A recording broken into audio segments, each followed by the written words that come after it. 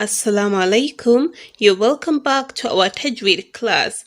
Our topic for today is how to stop at the end of an ayah. An ayah means a verse. In other words, the rules of stopping at the end of a verse. If you're reciting the Qur'an and you want to stop at a particular place, not necessarily the end, or if you have reached the end of a verse, how do you properly stop there? That is what we want to learn today, Insha Allah. Note that the Hausa version, Hausa is a language. We use it here in Nigeria and other parts of Africa. The Hausa version of this video would be released on Tuesday, inshallah, on this channel. So stay tuned for it if you prefer that version. As always, I am your teacher, Ashwal Alwal. When you want to stop at the end of a verse, that is an ayah, or on a word in the course of reciting the Qur'an, you need to look on the diacritic of the last letter of the word on which you want to stop. It would tell you how to stop. For example, here this is an ayah of the Holy Quran, verse 1. And so if we are reciting this place now and we are to stop here at this middle, how are we going to properly stop? What are we going to look out for? We are to look out for the last letter, which is ta, as it is in the cycle.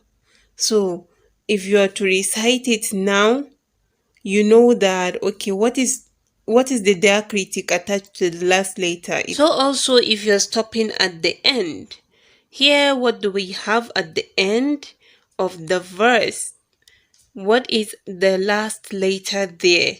It is a ta. And so you have to look at what the diacritic attached to ta is, which is kisratain. If it ends with a fatha, that is zabar, kisra, zer, or dhamma, pesh, you are to replace it with a sukun, meaning you are to recite that place and stop as though it were a sukun that is attached to the letter and not the diacritic that actually is attached to it. So also, if it ends with the tanweens, kisratain or dhammatain, you are to replace it with a sukun.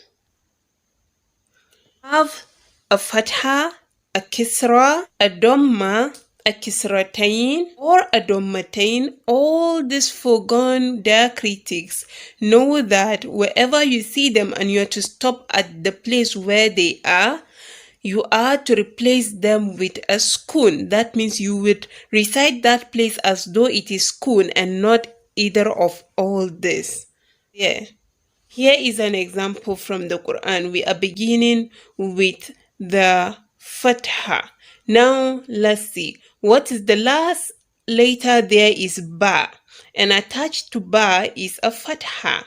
So how are you going to recite this place now? If I'm to stop there, I would say وَمِن شَرِّ غَاسِقٍ إِذَا وَقَبَ, and not waqaba. We can see that it is written waqaba since it's fatha, but I'm not to pronounce that fatha. Instead, I would pronounce it as if it were a sukun that is on it instead of the fatha. So it will be waqab and not waqaba.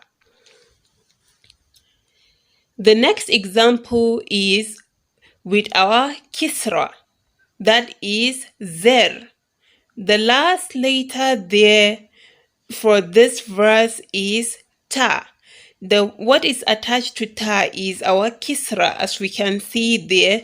So if I'm reciting it, the proper way to do it is to replace this kisra with a sukun. So it will be la yunbadanna fil khutama. fil khutama and not fil khutamati as it is there. I hope you are getting this. Moving on, we are here with the Dhamma, and I have two because of this. The small meme that comes together with the Dhamma. Know that it has a different function. It doesn't affect the Dhamma here. Instead, it's just Dhamma. So if you are to stop here now,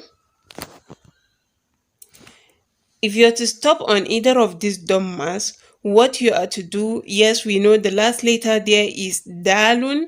The Dal has diacritic, which is Dhamma.